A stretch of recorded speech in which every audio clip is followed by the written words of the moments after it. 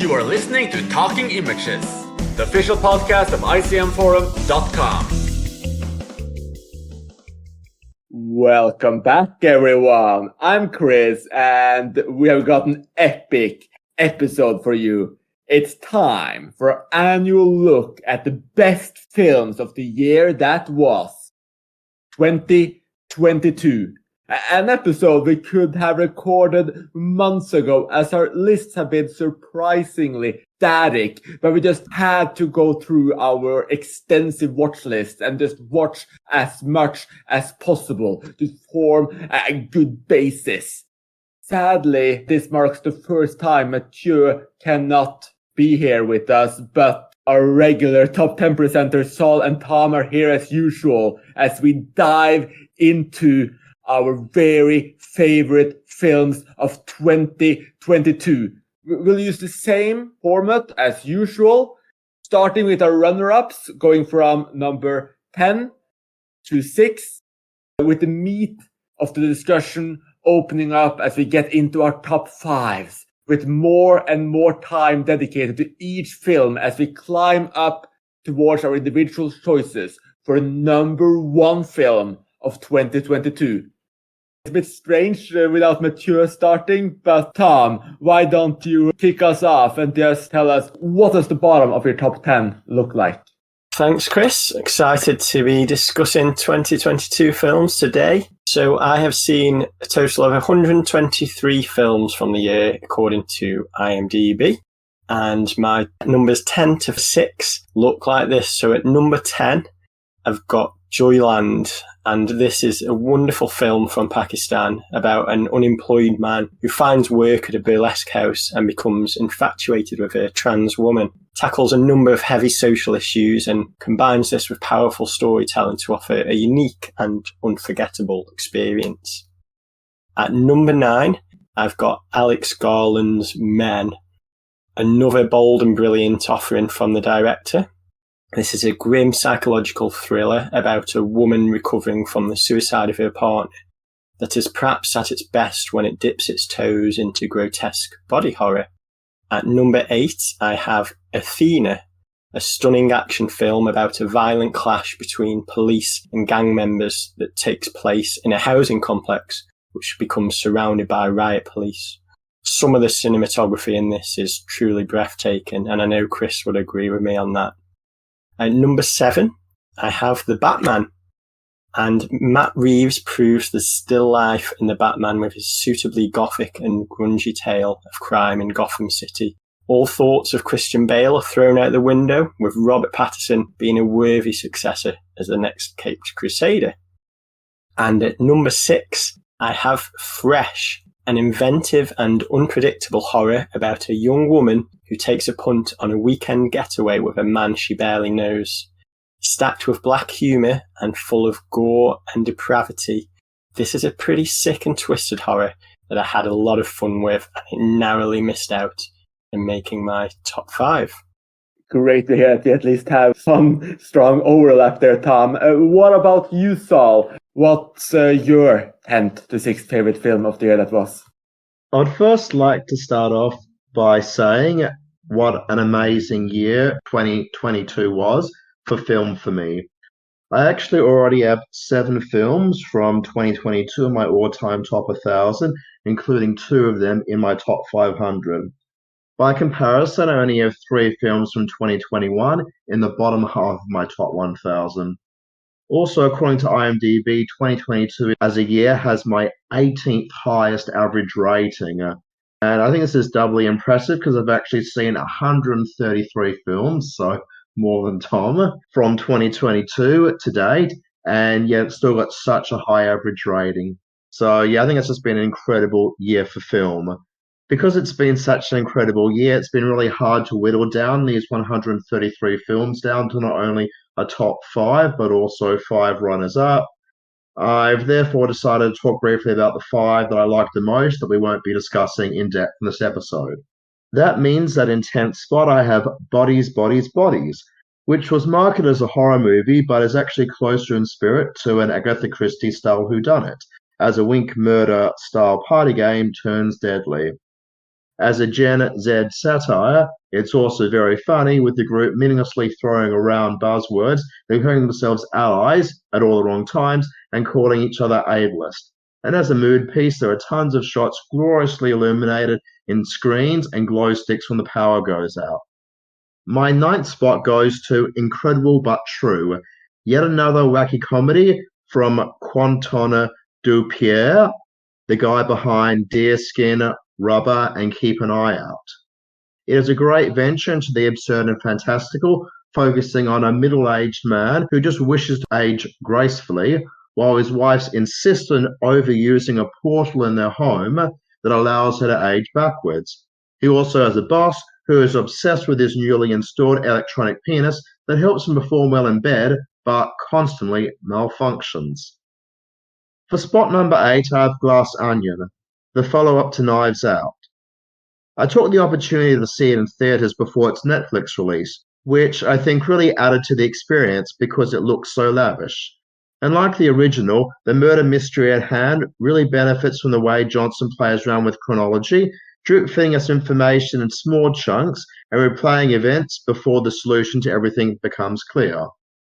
In 7th spot, I have Barbarian, a film about a woman who discovers a strange man residing at an Airbnb property and becomes suspicious of his claim of inadvertent double booking. This is one of those films that winds up going in a completely different direction than what it seems to be going in at first, and while the second half is nowhere near as intense as unsettling as the is he or isn't he psychological thriller first half, it all essentially works as we are ultimately left to question for ourselves who the real Barbarian is.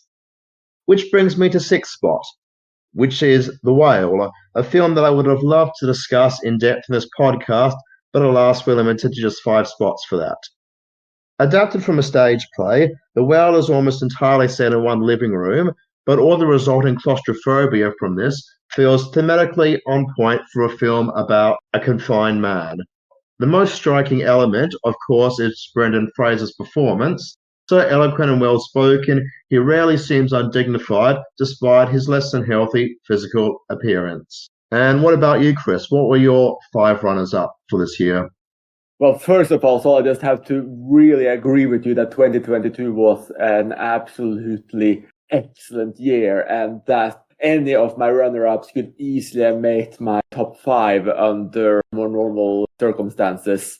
Starting off my list, my number 10 is the wonderful family portrait Alcaraz by emerging director Carla Simon, whose debut Summer 1993 was my favorite film of 2017. This film lacks the same kind of truly visual journey into the mind of our protagonist as it spins a much larger web of the entire family, but the cinematic style and power shows a clear connection between the two, and Simone really is just one of the big directorial talents I have my eye on, and I just can't wait to see what she does in the future.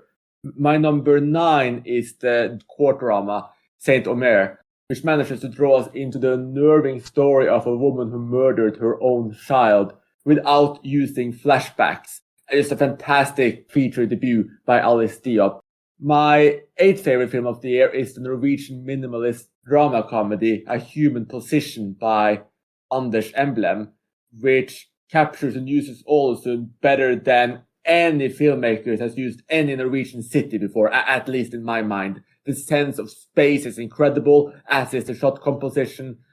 My 7th favorite film of the year is the all-absorbing Athena by Roman Gavras, one of the greatest action films of recent years, comprised of a series of long takes as we follow all sides, police, rioters, criminals, and peacekeepers, as a large-scale protest erupts into a riot following the police killing of a Muslim child in Paris. And finally, my number 6 is Triangle of Sadness by Ruben Östlund, which we'll luckily talk about a bit later. I'm really happy we get to talk about this one, as I was so sad that I could not fit it into my own list. And that actually brings us into our top 5s. Tom, what is your elusive number 5? So I've been a huge fan of the films of T. West since The House of the Devil. In particular, I love The Innkeepers. There's an interesting story about that in that I actually stayed at the hotel where The Innkeepers was shot a few years before the film was even released. So when I saw that on the big screen and realised I'd been in those very rooms that are shown on the big screen, that was just something else. It was an incredible experience. But anyway, enough of that. I need to focus on the film. It is my number 5. So I enjoyed X last year or the year before, but he really ramped things up a notch with his latest work, Pearl. It's a superb origin story that spends time developing an utterly fascinating character, which makes the horror elements resonate even more when they land. Mia Goth stars, and she's nothing short of astonishing here, with the final long take being a breathtaking display of her acting prowess, and all that comes before it showcasing a sublime performance that enables you to root for such a charismatic yet very twisted villain. Whereas X pays homage to the sleazy exploitation flicks of the 70s, West's stylistic approach to Pearl is based upon the golden age of Hollywood, along with playful nods to The Wizard of Oz, Mary Poppins, and many musicals of the era, which bring a bizarre vibrancy to the proceedings, both through vivid colour choices and also the nostalgic charm of such pictures. The captivating story focuses on Pearl's unusual upbringing on a seemingly innocuous Texas farmstead in 1918, where she dreams of becoming a film star. These dreams lead to violence as Pearl's repressed desires take hold, and the ensuing carnage is a joy to behold, even if West employs his usual slow burn tactics to leave the audience anxiously waiting for the fix of horror and bloodshed. And with a third picture currently in production, I cannot wait to see the final instalment of this stylish and intelligent horror series that continues to break the mould. I think it could be hard for West to top Pearl, but I've got no doubt that the final film of the trilogy will deliver another wild ride. I actually have to admit that I liked X a little bit better than I like Pearl. With X, I just really enjoyed the 70s aesthetics, and I thought it was the kind of really pulpy style that Ty West has used before. Pearl is, I suppose, more daring because it takes him into a little bit more unusual territory. And I agree with you. I really enjoyed how he plays with the Wizard of Oz, the bright cinematography, which is rarely, if ever, used in horror films, and it worked very well. A lot of memorable scenes. The makeout session with the Scarecrow in particular stands out. But my main issue with it is that I just wish it had played up the comedy a bit more.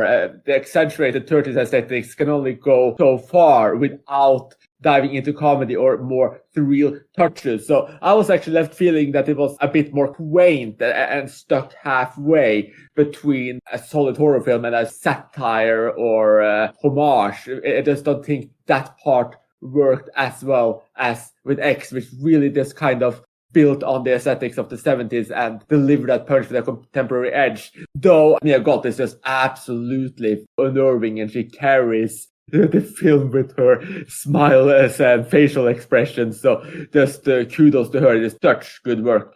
Pearl is a film that, as I've discussed in other podcasts, I had to wait an incredibly long time to see. For whatever reason, A24 refused to release it in Australia in 2022. So most countries around the world got to see Pearl within a couple of months after X, which is the same time that it was released in the United States. For whatever reason, they held off on it, and it wasn't actually released in cinemas until March 2023. So by the time Pearl came out here, my expectations were through the roof. It had already topped the Letterboxd list of top horror films from 2022, which I thought was amazing considering it hadn't been released in half the world in 2022.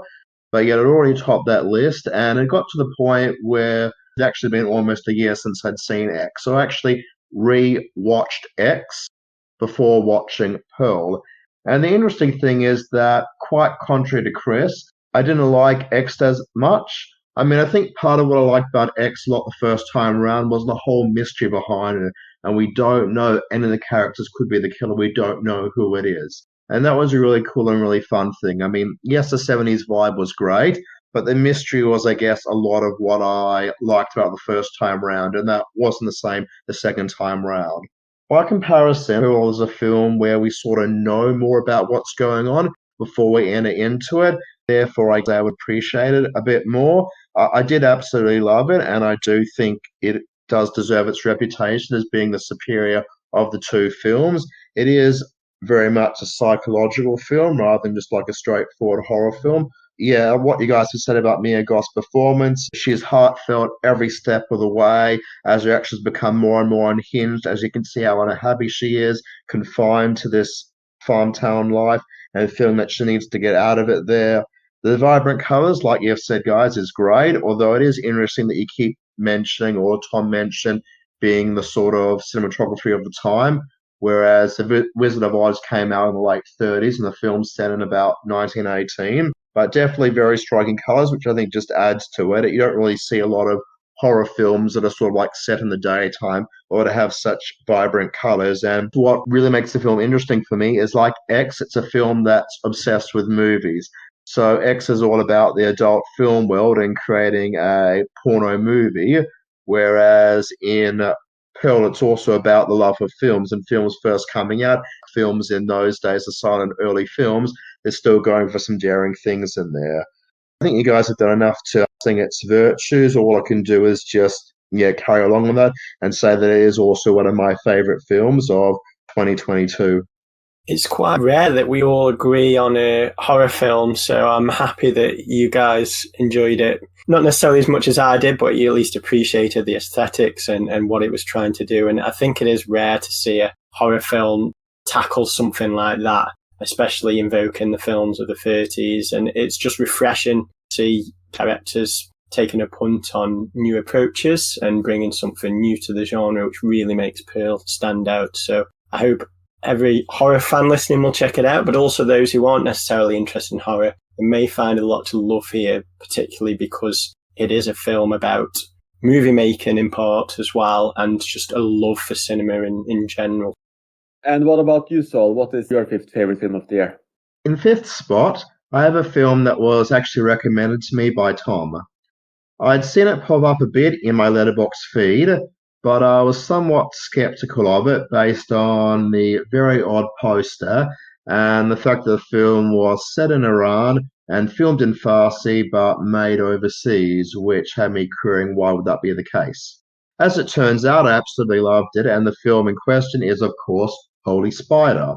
The film involves an ambitious female journalist who poses as a prostitute as she attempts to locate a serial killer who believes that he is committing a holy jihad on decadence.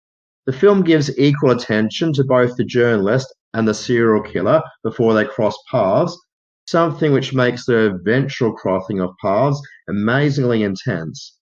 And the second half of the film becomes incredibly interesting as we start to see reactions from those who believe he was doing the right thing to cleanse the streets. And excellent as the lead actress is in the leading role, the film for me actually grows more dynamic towards the end as she loses control of her own story amid law enforcement figures sympathizing with the killer's motives. I cannot recommend the film further, and thank you so much, Tom, for recommending it. What did you guys think of Holy Spider? So Holy Spider narrowly missed out my top 10. I agree with most of what Sol says. It's a brilliant film, and it's great to see a powerful female character. It's not the type of film that we're necessarily used to seeing from Iran. What it shows on screen, the violence and the brutality is quite intense. And I just want to add as well that it is based on a real life case of a man who murdered 16 women. That's something that really cuts to the core, isn't it? It's very grim and brutal, but it's also powerful and highly recommended. Good to hear, Tom. Something which I just thought I'd mention, although I'm having an argument in the chat with Chris about it at the moment, is that it's actually not a film from Iran per se. It's actually a Danish production. But then Chris is saying, well, yes, it's an exile film.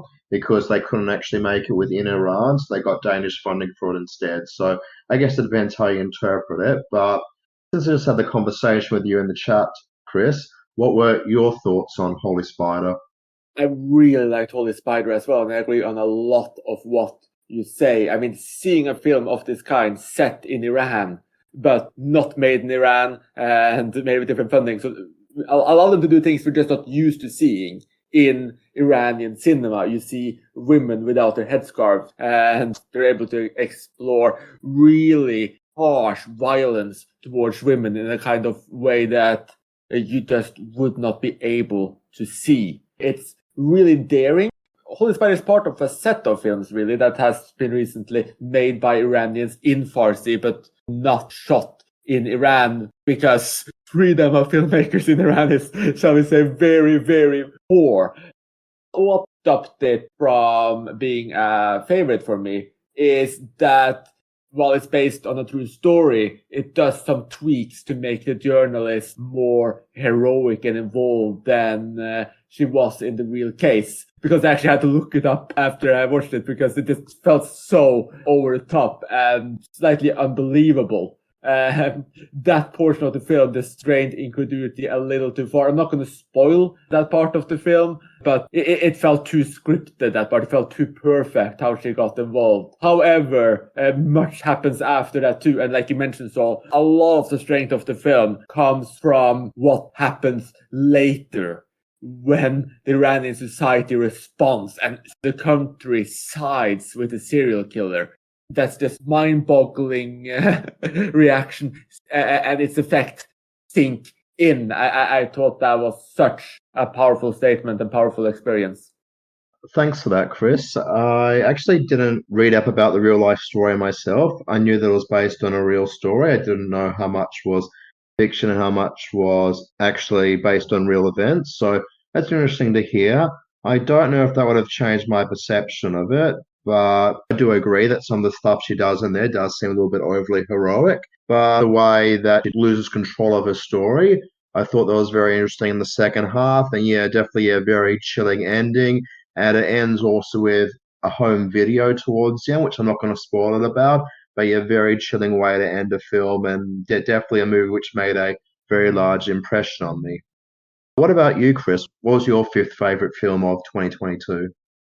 Well, my fifth favorite film of the year is, I believe, the only film on my list that you liked. So it's good to start with something positive, at least. It's the Norwegian comedy Sick of Myself by Kristoffer Borgli, which is a really uncomfortable portrait of a woman who can't stand to be placed on the sidelines. She can't stand having people ignore her, talk over her, or just not see her. And she tries in increasingly unhealthy and disturbing ways to get the spotlight.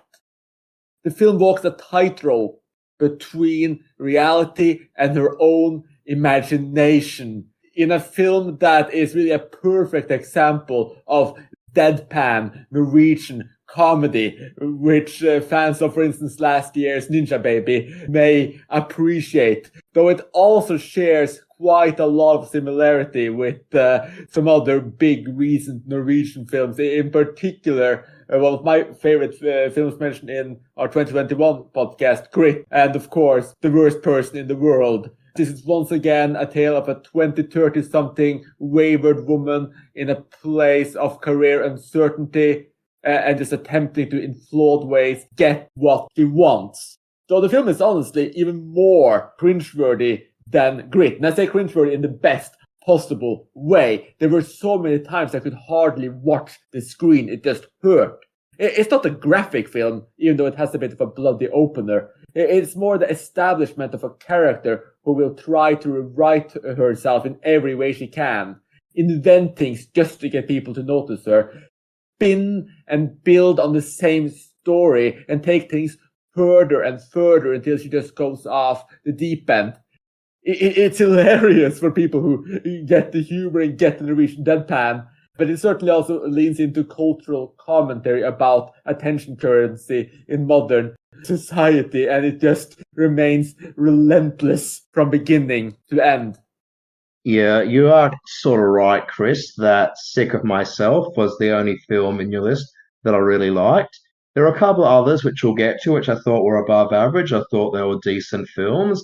And there were a couple that I thought were, well, let's say a little bit more ordinary. But yeah, Sick of Myself was in my top 20 of the year, so it is a film that I thought was fantastic. What I guess I most liked about it is the way she gets attention for herself is by taking these. I don't think it's a plot spoiler because that happens quite early in the film. Yeah, go ahead. She takes these Russian drugs that she hears have these terrible side effects, and then she pretends to have this mysterious and curable disease. And the whole thing gave me a feel of Antiviral, that film from Brandon Cronenberg that came out about a decade ago. But here it actually sort of made more sense about why she's infecting herself. So she's doing it, infecting herself. She's trying to be this poster child for an unknown disease just in order to get attention for herself. And I thought that was a great way of portraying the millennium culture, that you've got some people out there are so obsessed with getting their name out there, they'll actually do terrible things to their health just to get themselves out there. And the way she lies about it and everything, like you mentioned over there, a good companion piece would be The Worst Person in the World. But for me, this is a film which is 10 times better than The Worst Person in the World. Because you've actually got a character in there who actually might be the worst person in the world. Whereas the character in the film that's called that doesn't even come close to that. I thought it was a great film. The other thing I'd just also mention there is there's a whole series of points in the film where we see things and it's not clear at first, but they're actually just imagining them. So there are things that she's imagining happening in her head, but that's actually not really happening. Sick of Myself also plays around with fantasy and reality, and I absolutely love films that do that. So yeah, I thought it was a great film. I think Ninja Baby is another good Norwegian film. I think that's a great one to mention in the same sentence. But yeah, Sick of Myself, I think, is a superior film. And for me, it is definitely one of the best Norwegian films of the decade. Really happy to hear that, so. Sick of Myself sounded like a film that I was really going to enjoy. And while I did find it relatively engaging, I thought it was okay. It didn't leave the same impression that it left upon Chris and Sol. Chris put it nicely where he said it walks a tightrope between fantasy and reality, and I quite like ambiguity in a film, though I felt like Sick of Myself started stretching this notion to the limit with how many times the character would shift in and out of reality and fantasy, and I found it started to get a little repetitive. I still enjoyed quite a few of the awkward scenes. There's an excellent dinner table scenario that I really enjoyed, just the notion of this woman wanting all the attention on her. And I also feel like it would kind of make a good partnership with a film we're going to discuss a little bit later on, because it basically looks at terrible people and just how they behave appallingly in certain situations. I would say that Sick of Myself is slightly less enjoyable than the other film which explores that notion that we're going to discuss a little bit later on. So yeah, not a bad film as such, but not one that really blew me away. It wouldn't be near my top 20 of the year. Yeah, that's all right, Tom. At least you enjoyed it, which is more than I can say. Sold it for my 4 remaining films. But to continue on to you, Tom, what is your 4th favorite film of the year? So my 4th favourite film of the year is Asbestos or The Beasts. And this is an absolute juggernaut of a film with a gripping slow motion opening sequence of 2 farmhands wrestling a horse to the ground, which sets the scene for a momentous struggle between a French couple who moved to a remote Galician farming village and their new neighbours who look down on outsiders. Denis Ménochet stars as the hulking Frenchman determined to make a go of life in the countryside, and his peaceful nature is tested to its limits by his antagonists, 2 scheming brothers who will stop at nothing to see his ambitious plans fail. The setting and the themes feel similar to two of my favourite French films, the classics Jean de Florette and Manon de Sauce, though this is an altogether more darker and twisted affair, with the brooding atmosphere feeling closer to something like Bullhead or perhaps Prisoners. The captivating story is well-paced, taking its time to establish character motivations, and delivering some excellent foreshadowing with a number of intense encounters between the families that threaten to burst into violence. The Beasts is one of those films that oozes quality from the outset and hooks you in with a combination of astonishing acting and intelligent storytelling that perfectly balances being a menacing thriller whilst also offering food for thought with its sharp social commentary. The cinematic craft on display throughout is superb, and this is a film that I can see myself returning to again and again over the years, and I would urge anyone who hasn't heard of this masterful work to check it out as soon as you can. Don't think you'll be disappointed, but let's hear what Chris and Sol have to say on that. It's funny you should mention that, Tom, because I actually was very disappointed by The Beast, and it is definitely my least favourite of the films in your top 5 for the year. There's a few things that I might get to, but something I'd like to do is quote a Letterboxd review that's not written by me, and I'm not usually in the habit of quoting Letterboxd reviews because some of them aren't that well written. But this one, even though it's not that well written, just really captures a lot about what I sort of felt towards it. So this review is by someone called Eliana, and Eliana has written, "It made me wonder what type of script I'd have to write for my films to get picked up if this was the kind of films that are being financed. Like, what was the hypnosis like? So get this right. Big French guy really wants to stay in the Spanish little small town. The townsfolk be like, ew, no, you French, because Spaniards are evil." And then the Spanish governor was like, okay, sorry. This was so not worth the 2.5-hour run time for the extremely unsatisfying ending. Okay, so some of that review's got spoilers in it. Part of that was edited out. To just get my basic own feelings on it, I think for me the biggest problem was probably maybe the slow pacing, because it is an incredibly long film, and because it's so drawn out, the tension never really built up for me. I didn't like the way the locals are presented as simplistic rednecks, while the main couple are presented as simple, virtuous do-gooders who want to do nothing more than farm their crops in peace. So I thought that was just way too black and white to be interesting. I did think the climax was pretty great, and we're sort of unsure of how far it's going to go. But probably the big thing also about the film is there's actually half an hour of aftermath after the climax. And the whole of that section, for me, felt anticlimactic. While the film was inspired by true events, I couldn't really get my head around what the film was trying to say beyond the idea that xenophobia sucks. I'm sorry, Tom, I am in that small group of people, and it is quite small because it actually is on my Letterboxd stats. I can see which films I've rated the lowest compared to average, and this is one of those films there where my rating for it is like massively below the average.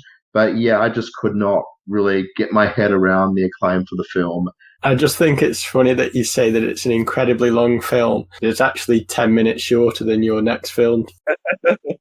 I can appreciate where you're coming from with that, Sol. I mean, for me, I was engaged from the very start, so I did feel that there was a build-up of tension. I was invested, and I didn't mind that one of the key events happens maybe 2/3 in, and then you're following the aftermath. I thought that was also quite similar to how Holy Spider panned out, how you get to see the aftermath. And when you're really invested in a story, sometimes it's nice to see what can happen after the key events happen. But a bit disappointed that it didn't work out for you. I'm glad at least that you seem to have potentially positive reactions to the rest of my films on the list. So hopefully, Chris, you enjoyed it a bit more than Sol, I think. Yes, we changed places here. Sol likes all of your list except one. He dislikes all of my list except one. So that's a good dynamic. But yeah, no, I loved Beast. Was very close to making my own top 10, and I disagree with Saul. I think the change in perspective, what they calls the aftermath after the key event, that was just as interesting, if not more, than what preceded it. I think it's a film in two halves. I think both halves comes at it with completely different energy. It's a really unnerving film. It honestly felt like a horror film. I was expecting something to happen at any point. Even though the pace is slow, you just think that at any point, someone could die, someone could get attacked, something could happen. I was just sitting there with my anxiety rising and rising and rising. Then, so you mentioned there's a key event and film changes pace. Still unnerving, but it becomes a different kind of film. I also disagree with Saul when he says that the lead characters were seen as virtuous. I don't think they were positively portrayed, especially the French husband. I think he came across as full of himself person. I don't even think they were presented too good either. He's selling himself as trying to do something good for the community, but I'm not even sure if that's the case. I think the portrayal of them is more nuanced. I don't think all of the Spanish people were portrayed as terrible either. The antagonists are two of them in particular. It's a really gripping thriller, and anyone who enjoys slow-brooding thrillers should definitely seek out this one. But to move on to a film where Saul and I will actually agree, why don't you present my number 6, Saul? Okay, so to move on to a more positive note, and look, I probably should also say that the way that you and Tom have described The Beast does make it sound like a much better film than my experience of it, so maybe I will rewatch it down the track. I just know that I went in with high expectations that weren't met. But to get on to my number 4 of the year, it's a film that I was pretty confident that I was going to like even before sitting down to watch it. In fact, even before it won the Palme d'Or at Cannes, I was pretty sure it's going to be my sort of awkward comedy. The film is, of course, Ruben Östlund's Triangle of Sadness. The film involves a male model who grows wary of his relationship with his social media influencer girlfriend aboard a cruise ship which is destined for disaster. Harris Dickinson is perfect in the lead role, and while I'm not a big fan of vomit gags, most of the comedy is actually subtle and hilarious. From a noisy windscreen wiper that keeps interrupting him and his girlfriend during an argument, to an elevator door that keeps repeatedly closing on Dickinson, to the way that he's sort of pushed out of his seat when lining up for a photo shoot, to the irony of him complaining about a shirtless crew member while he is shirtless himself. It is a 3-act film, and yes, like Tom mentioned, it is incredibly long. And the incident that ties the second and the third act together, I do think is quite weak. I haven't actually been able to process that myself, which is probably why it's not a bit high up in my list. But even though the third act is predictable, and that's sort of what a lot of the criticisms that were laid against the film said, the third act for me is also very much Ruben Östlund in his element, providing yet another fascinating portrait of blame and responsibility. So what did you guys think of Triangle of Sadness? You already know Triangle of Sadness is one of my favorite films of the year, and I was shocked when I found better films that just slowly fell down my top 5, and then just outside of it. I was really looking forward to presenting it for this episode. Just like Sick of Myself, it displays that uneasy, almost cringeworthy, deadpan Scandinavian humor where you feel uneasy throughout. And that's something Östlund does incredibly well. It showcases some of the best work he does, because what he's so amazing at is getting us into social situations with big current themes, and without really being subtle about it, he just renders us in uncomfortable situations where we are forced to confront it for a prolonged period of time as characters clash, end up pushed to the wall. We feel their unease and we just stay there watching on for such a long time. That's just something he does brilliantly well. The reason why it started slipping down for me is that, just like you saw, I did feel like the steam started falling out a little bit as the acts proceeded. I think that each act was weaker than the one before. So the first act is one of the best I've seen all year. They have two characters, they're locked in a conversation, an argument, and you just see so much pain and easiness. The themes they're touching on are so huge in 2022, and it just leaves us with them, and it's embarrassing and it's intense and it just never lets up. Then you get the actual cruise element of the film, which is still brilliant and is what most people think about when they think about the film. It's the longest.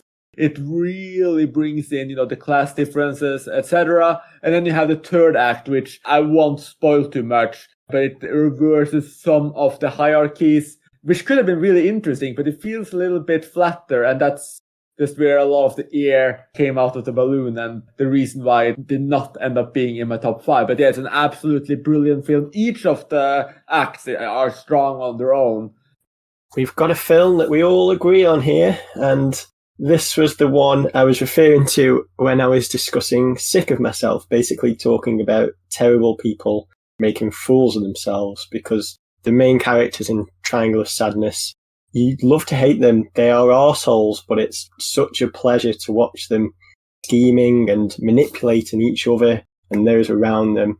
And it's a brilliant satire on the extravagance of the wealthy. And I was chuckling to myself at Saul's description of some of the gags, particularly a shirtless man complaining about a shirtless crew member. The humour is great here.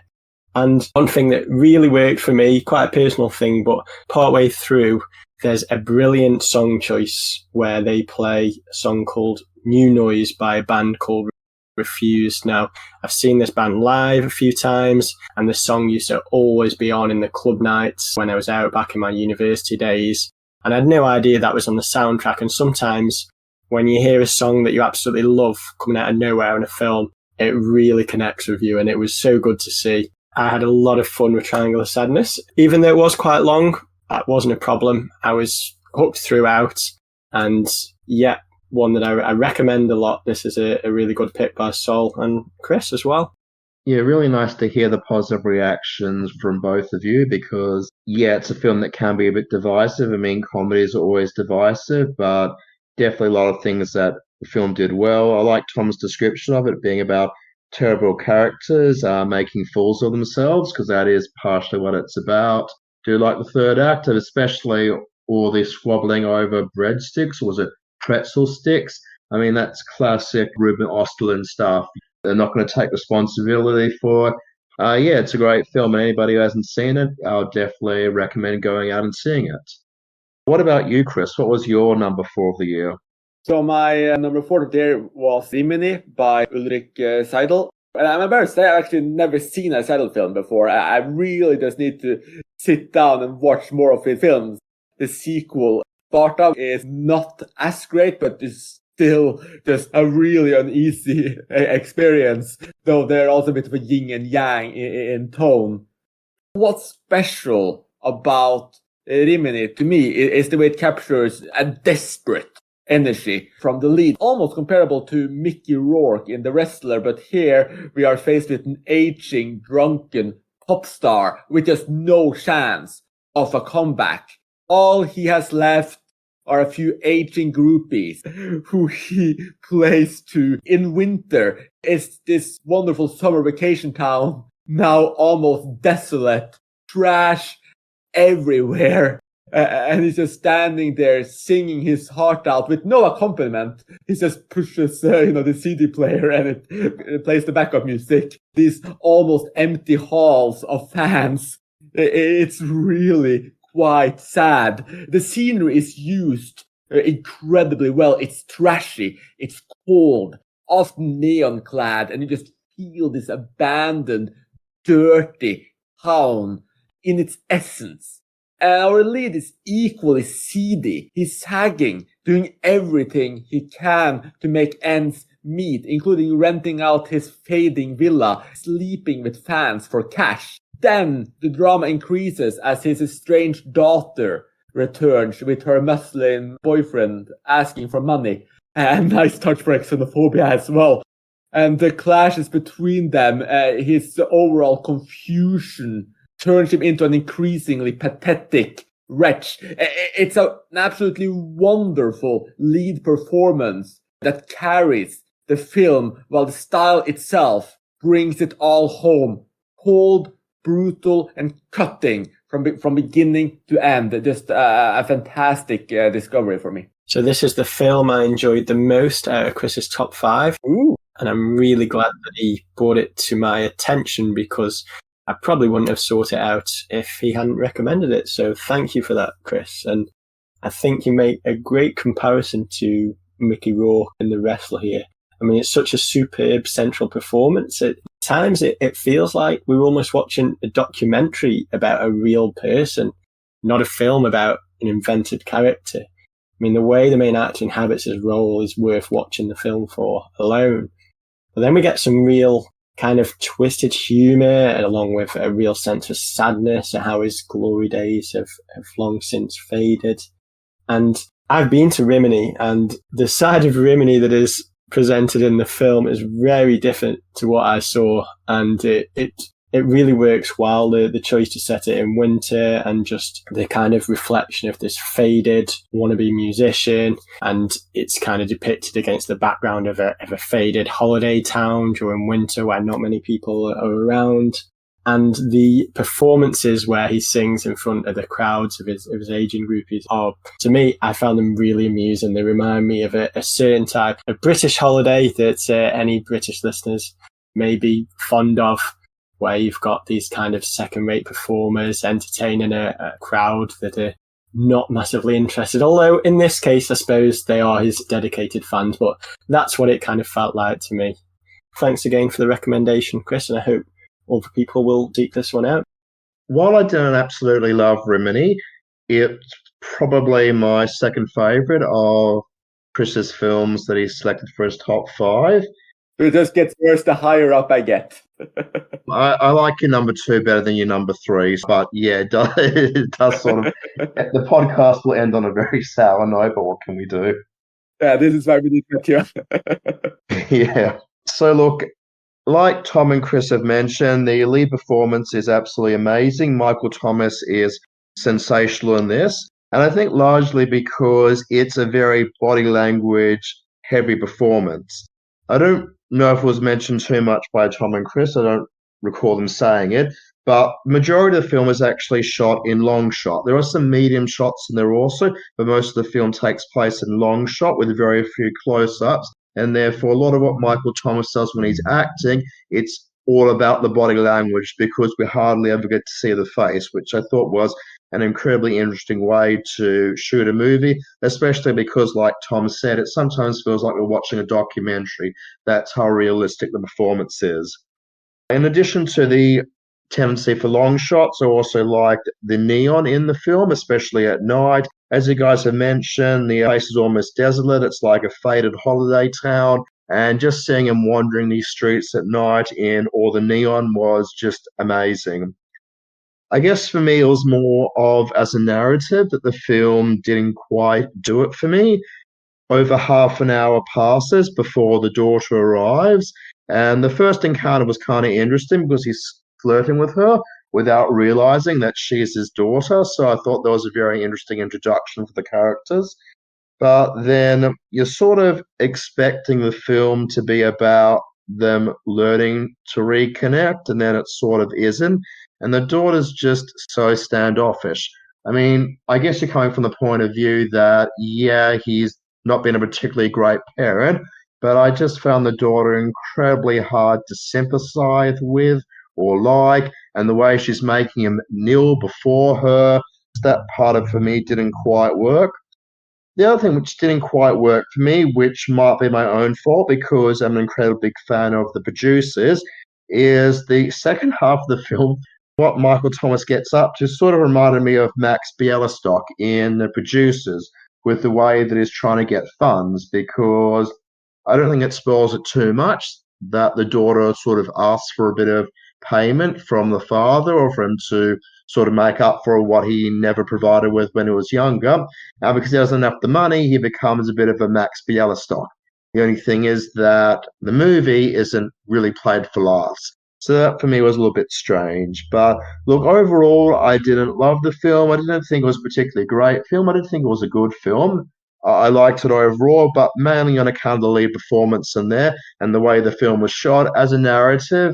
Yeah, unfortunately, didn't quite work for me as much as I would have liked it to.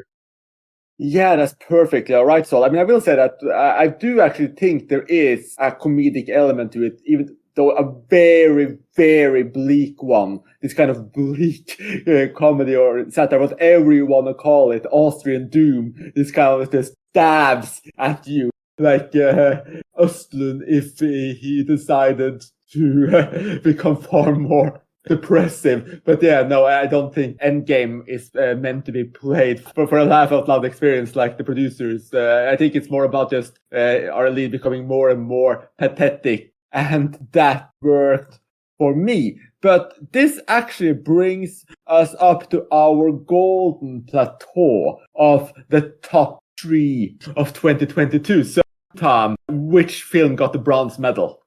We're getting to the good stuff now, Chris. And after Pearl and the Beasts, we continue to travel into the world of twisted cinema with my third favourite film of 2022, Resurrection.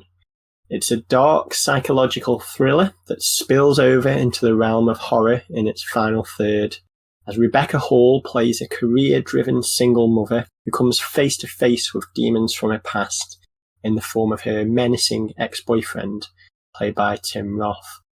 Both actors inhabit their roles brilliantly, adding credibility to a story that blurs the lines between reality and imagination. The audience try to decipher if what is shown is genuinely happening or is in the mind of the troubled protagonist. Just like in Pearl, there's an excellent long take in Resurrection, as the camera lingers over Hall during an emotionally heightened sequence that leaves you utterly transfixed at her impressive performance. The film's unpredictable direction is a personal highlight for me, though I can imagine those unprepared for the gruesome sequences towards the end may find themselves reeling with its raw depiction of a bloody and violent event that is genuinely uncomfortable to watch. Now, I love films that are not afraid of an ambiguous approach when done well. The events depicted in Resurrection could be interpreted in a number of ways. Even though to me it seems like there is only one explanation I'm happy with, it is still always interesting to hear other perspectives and ideas on a film. And when a film is a jumping point for discussion, then that would be a good thing. Director Andrew Simans doesn't spell everything out for the viewer, although there are many clues that allude to things throughout. And this trust that an audience can unpack what has subtly been indicated restores my faith somewhat in intelligent filmmaking. Not everything has to be explained for a film to be an excellent experience. And to me, Resurrection is a prime example of a thought-provoking horror that will inevitably linger on your mind for days or even weeks after you first encounter it. I suppose I can start first, as I believe I was the one that was the most negative on Resurrection. But what I will say is that Rebecca Hall was absolutely fantastic in this film. Her opening monologue drew me in immediately, and she just keeps up that energy. So just really impressive that you managed to find 2 horror films for this top 5, Tom, that have really great central performances. It feels rare. And Tim Roth also delivers a lot of unnerving tension. But even with all of that acting talent, I really felt that the script/premise bordered on the ridiculous. I don't want to spoil where it goes, what Tim Roth claims, and what Rebecca Hall believes. But for me, the film should have been more of a dark comedy or a lead into Cronenberg territory to really sell that. It was played a little too straight for me, and I didn't believe it. I didn't think the plot and what happened fit with the atmosphere and mood. But I still overall enjoyed it. The acting performances carried it. The tension was strong. And the play with reality was fairly well done. It's just the overall concept. This was a little too out there to be taken seriously for me. It's quite interesting to hear Chris say that he found what was happening in Resurrection to be a bit ridiculous and that he didn't believe it, because I actually found that I was able to believe it, and I thought the irony in it was quite interesting. I mean, I don't know how much we can say about the film without spoiling it too much, but she sort of helps an intern out earlier on in the film to get away from something which she herself ends up falling into, which is interesting as an irony. It's just sort of having half the film dedicated to that didn't really quite do it for me. What I really liked the most about the film was what Tom talked about with the initial paranoia and the ambiguity, and you're sort of uncertain whether the person who she's seeing is really this person from her past. I thought that was really great, and I really wanted to have a film that was more about that. I absolutely love paranoia thrillers, as anybody who's been listening to the podcast for a while would know. And that for me was the part of the film which I enjoyed the most, being able to be in a headspace not entirely certain whether we trust her perception and whether this is really this person from her past or not. I also agree with what Thomas said about the long take. The 8-minute monologue was absolutely amazing. And like both Chris and Thomas said, Rebecca Hall's performance in the film is phenomenal. Just overall, it didn't really quite do it for me, but again, I guess it's sort of based on what I was expecting and what I wanted to take out of it. And as somebody who finds it more interesting when films are more ambiguous and where the paranoia is really driven up, that was the part that I was digging, not what she falls into in the second half of the film to get as vague about it as possible for fear of spoilers. I like how even though both of you weren't overly taken with the film, you still found a lot to enjoy in it. And I think that is a positive reception to the film. So I think it indicates if you are open to dark psychological thrillers that tread into horror, you are going to take a lot from this film. And for anyone who enjoyed Alex Garland's Men, which is a film I mentioned in my top 10, I think you will also enjoy Resurrection, because there's a lot of similar thematics there that make great companion pieces. And I was taken aback by Resurrection. It's one that prompted a lot of discussion between myself and my partner Sarah after we watched it. And there's not many films that, have us chatting for 20 minutes, half an hour after they've finished. And that to me is always the sign of a good film. And what was your number 3 film of the year then, Sol? While I described Triangle of Sadness as a movie that I knew I was going to like, and that sort of certainty is always amazing, my number 3 film of the year was actually a movie that I thought I might dislike.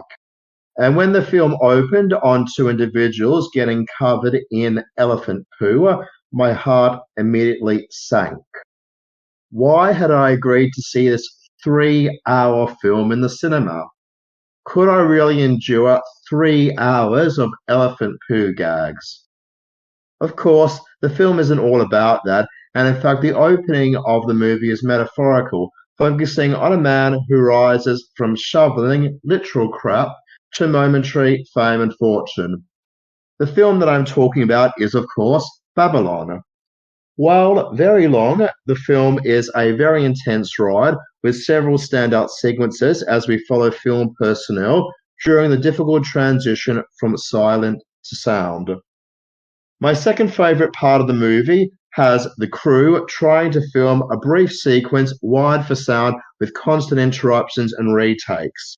It is a very stressful scene, so no doubt this was Tom's favourite part of the film.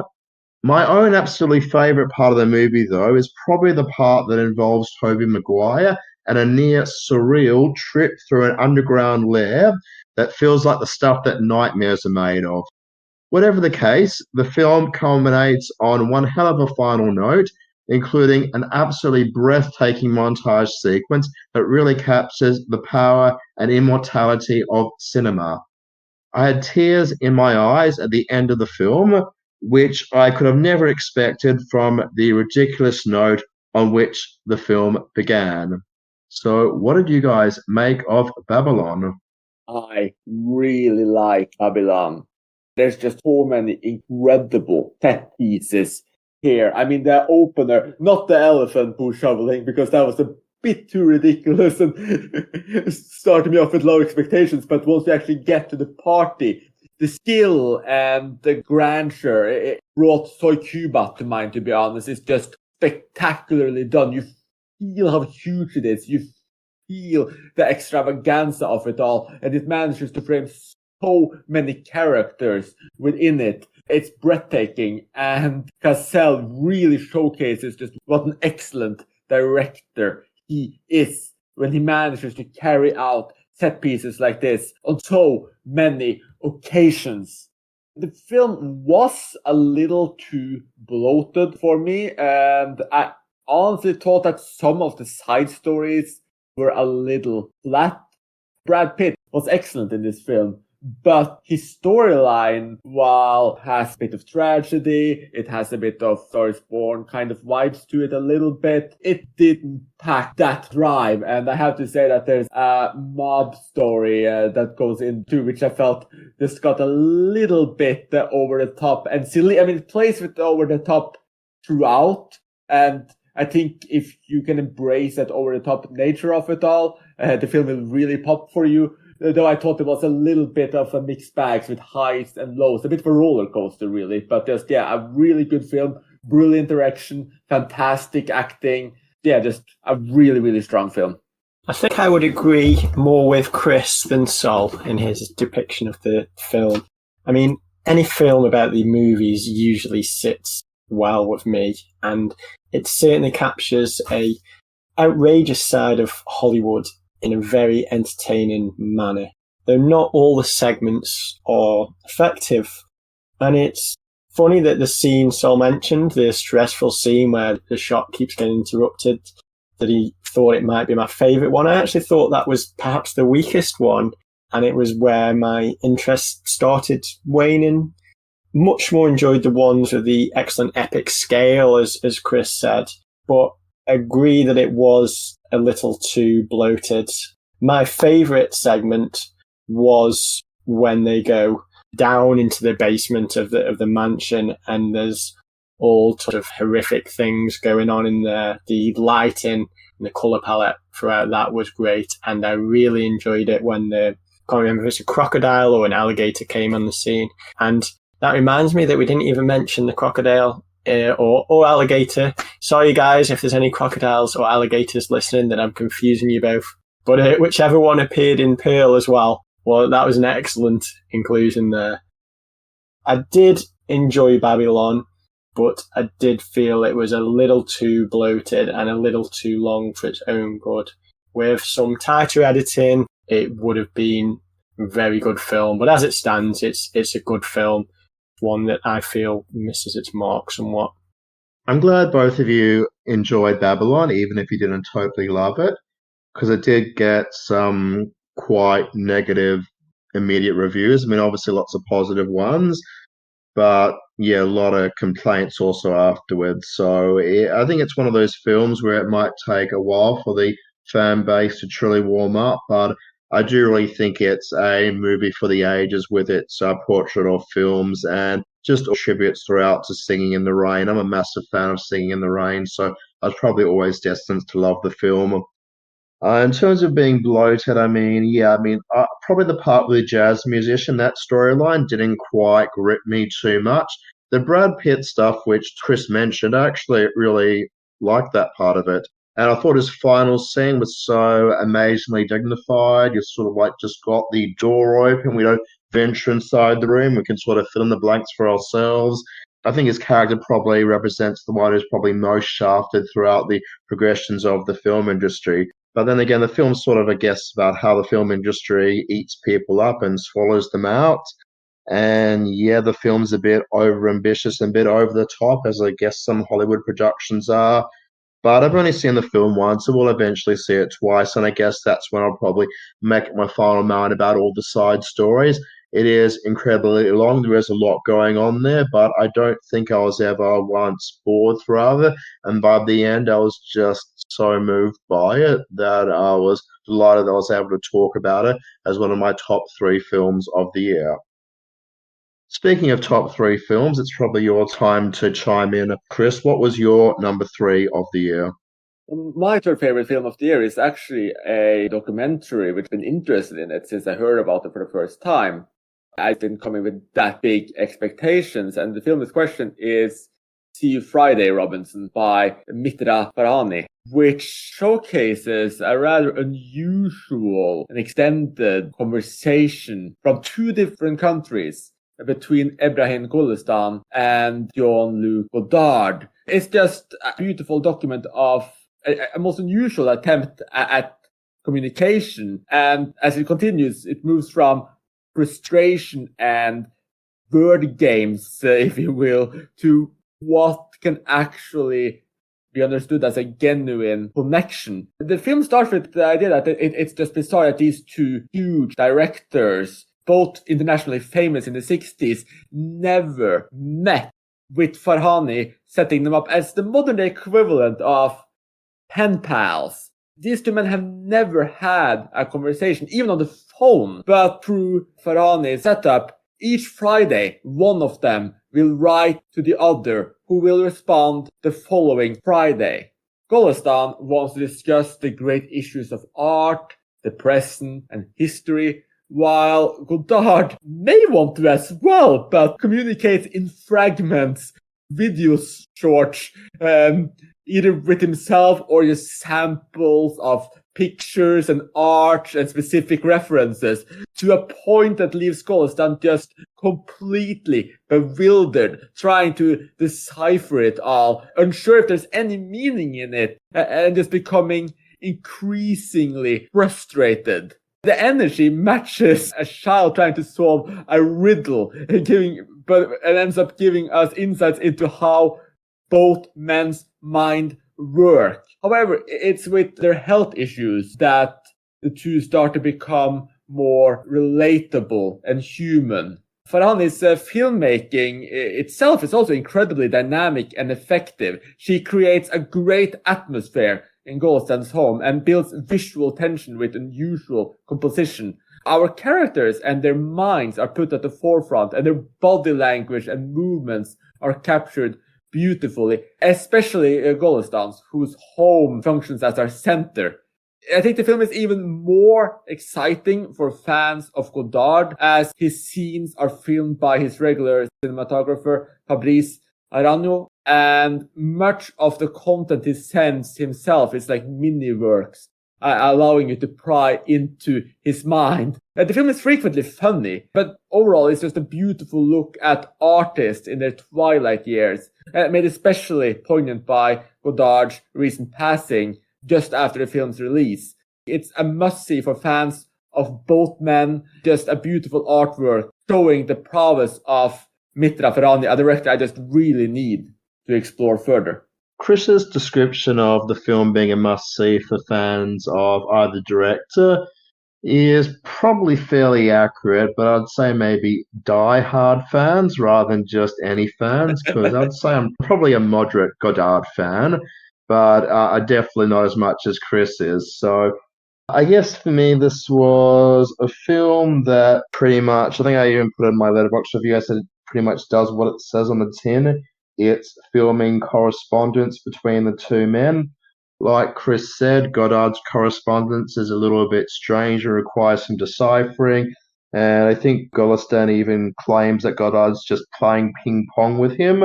And then Godard starts sending him things which are so long, Golestan says, I can't read it, makes me tired. And, I find myself able to sympathize with that. If you're interested in seeing a film about two men basically exchanging emails, this film does that. I was sort of maybe done with the film before I was halfway done. I sort of got where it was going. Yes, these are both old men. They're both giants in their own field. And yes, they're corresponding with each other. There are some artistic shots in there. There's a great introduction shot of Godard. We first see him as illuminated by a cigar. There's some atmospheric shots at the beginning with lightning strikes that illuminate the building. For me, it was one of those films where I'm sort of watching going, I think I would have enjoyed this as a short, so maybe something which is 30 or 35 minutes long. as a full-length feature, which is basically just people reading out email correspondence. Unfortunately, didn't really do it for me. So this is probably one of Chris's films in his top 5 that I'm least enthusiastic about, but at least I enjoyed it more than his number 1. Oh dear, yeah. Yeah, I like your description of just two men exchanging emails. To be clear, I mean, I think a lot of the film showcases both of the men's more fragile health. We have the scenes where Golestan reads the emails and tries to engage with him, but most of it is him thinking about it, him being in his home, the family relationship around him, the shots from Godard's home, all of this little playfulness. I think there's a lot more humanity in it. I think the film is more visually interesting than just emails being read, though I can't see how someone not buying into the premise or coming in, I guess, as a super fan of either of the two men might see it like that. Well, yeah, look, it's probably cheap to write off as just a film about emails being read. There is more to it. But then the parts are more to it. A lot of that I just couldn't make sense of. We have this very long shot of Godard just doing his laundry, and it lasts for what feels like minutes on end. Might only be 45 seconds, but it felt very long. And then we're seeing the other one rewatch that played out, and then patting a cat.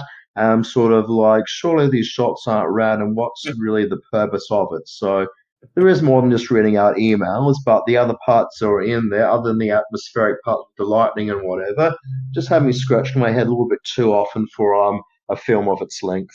Yeah, no, I get that. I mean, I think what makes the film a little bit more accessible is that Golestan, for most of it, he shares, like you said, he shares that frustration. And I think, honestly, Golestan is really the protagonist in this film, who's trying to engage with Godard, and Godard is a bit of the antagonist, this more mischievous character. And I think as just watching Golestan trying to figure out, is this guy just making fun of me? Is he trolling me? Is he serious about it? What does any of this mean? That part, that he's in that position as well, I think that does make it a little bit more accessible to general audiences. Confession time and apology time. Sorry, Chris, I haven't seen this. I'm not a huge Godard fan from what I've seen, nor am I particularly interested in documentaries, as you both know. So I don't think I'd be positioned to get the best out of this film where I currently am. But maybe when I'm more familiar with Godard's filmography, I'll track this down. But yeah, I couldn't get to this one. I didn't want to sit through it. So apologies. No worries. And coming from that point, you might have liked it even less than Saul. I do think that this is probably the most specialized film on my list. But that actually brings us up to the silver medal of the year. Tom, what is your second favorite film of 2022? So I think we're moving from perhaps one end of the scale to the other in the sense of a very highbrow pick from Chris to a very lowbrow pick from me now, with lots of toilet humour here. Any listeners familiar with my unusual passion for toilet horror will be pleased to learn that the subgenre delivered one of its greatest in 2022 with the German horror comedy Ach du Scheiß, or Holy Shit. And it takes the absurd concept of a man being trapped in a portaloo and flushes away all doubts you may have about the notion of spending 90 minutes in the toilet with a stranger, as he battles amnesia, brutal impalements, and all manner of disgusting bodily fluids in his struggle to survive. The humour here comes thick and fast as our poor protagonist uses all of his wits to try and escape after learning that the portaloo is on a building site that is due to be demolished within the next hour and a half. What follows is a hilarious race against time, complete with generous helpings of gore and depravity along the way, with his situation becoming even more desperate as each failed attempt stretches his willpower to the limits, whilst also challenging the stomach of any viewer who stays for the duration. This is the perfect midnight movie that brings lots of laughs and utilises many daft but perfectly fitting plot devices to keep the momentum going throughout. The main actor, Thomas Niehaus, is excellent as the unfortunate architect trapped in a toilet, with his charismatic performance selling the concept as much as the inventive writing and direction from Lucas Rinker. Best watch with friends, as I did, and a beer or two, as I did. Holy Shit is a riotous horror comedy that is impossible not to love. Maybe Chris and Sol will say otherwise, but who knows. But as long as you're a fan of good old-fashioned toilet humour and are open to comedies that try something different, I think you'll find a lot to love here. So yeah, I guess it might not come as a surprise that literal toilet humor, if you will, is not quite my cup of tea, especially when you add in the gore humor, which is also not something I tend to enjoy that much. However, I was quite impressed by its commitment. This is I guess the Portaloo horror comedy we've all been waiting for. And honestly, I enjoy it more than the comparable Buried, as it just has far more fun with its gimmick of just shooting everything from inside of the toilet. Overall, the humor was just a bit too much, especially the last 10 minutes where it just leans all in to comedy. Though I will say that Horst, which is this kind of Carnival-esque, Joker-esque villain, who for most of the film we just hear through a speaker, he's quite fun, really cheeky, and brings a lot of energy to the film. The campiness also has a charm to it. And my biggest problem with it is probably just that all of the side characters acted like utter idiots. I mean, comedy, tongue-in-cheek, etc. covers that up to a point, but the way some of them don't realize who the killer is or just stand there completely dumbfounded, that was just too much. But I'm really happy I saw it. It's a unique film, which I was very skeptical when you first picked this, Tom. So definitely an interesting choice. And I do think that while it's niche as well, probably has a much larger fan base opportunities than the films in my top 3. At least my number 3 and number 1. It's interesting to hear Tom say that this is a film that's best watched with a group of friends in a packed cinema like he did, because I watched it alone on my iPad. And I don't know if that's part of what affected my enjoyment of it, because I really did like the premise of it, and I liked the setting and location. It was really interesting with it all being shot from inside the Portaloo. I found it a little bit too repetitive for my taste. It's sort of like for every small win he gets, working out how to use his drop phone, it's followed by a setback. And the chief villain for me was just very simplistic. It is definitely quite interesting in terms of single location cinema, but then of the two big toilet horror films of 2022, I actually much prefer Glorious with J.K. Simmons and all the purple neon and everything in that one. I mean, that one's also a film, Glorious, one that I felt overstayed its welcome, but I was probably more on board with what was going on there than what we got inside Holy Shit. And I think we are going to be able to say Holy Shit without Chris beeping me out, but if you hear all these beeps there... Yeah, no, we mostly just have our no swearing policy for Spotify, which has this checker where we need to check that it's clean or not. But this is a title, so I think it's allowed.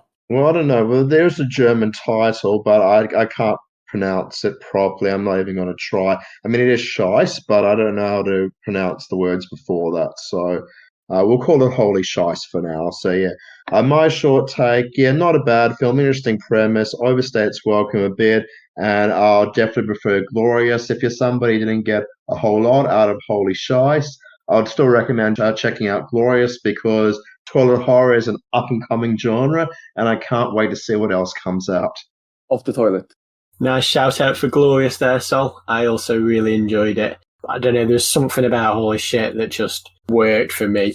I think it was the end of a day at the horror festival, last film, you're kind of struggling to stay awake at the end of the night, and then something comes on, just grabs you immediately, and is so fun, and I can't recommend it enough. If you guys didn't live in other parts of the world, there's no doubt that I would have invited you round to mine to have a screening of Holy Shit, and imagine that would have been much more fun if we could all watch it together.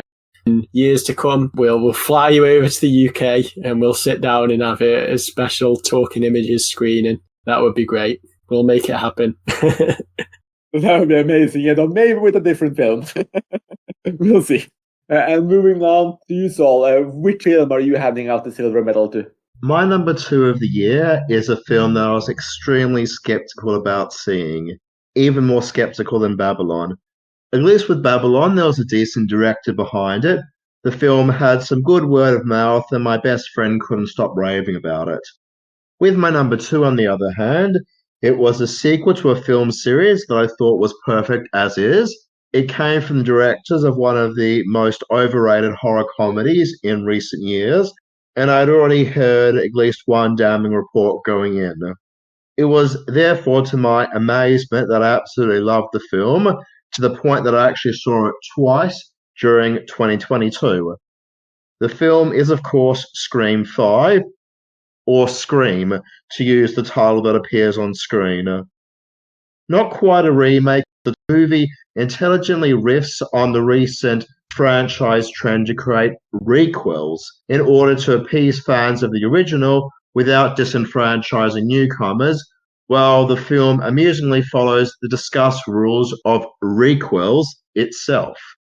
This is something that all 3 Craven sequels did so well, acknowledging, mocking, but then ultimately adhering to the rules of sequels with Scream 2, trilogies with Scream 3, and remakes in Scream 4. And it was really great to see the requel, which is definitely on the rise, getting its due Scream treatment here. The film also eerily reuses some of the sets of the original Scream film, while David Arquette gives a performance for the ages, truly completing his initially goofy character's arc.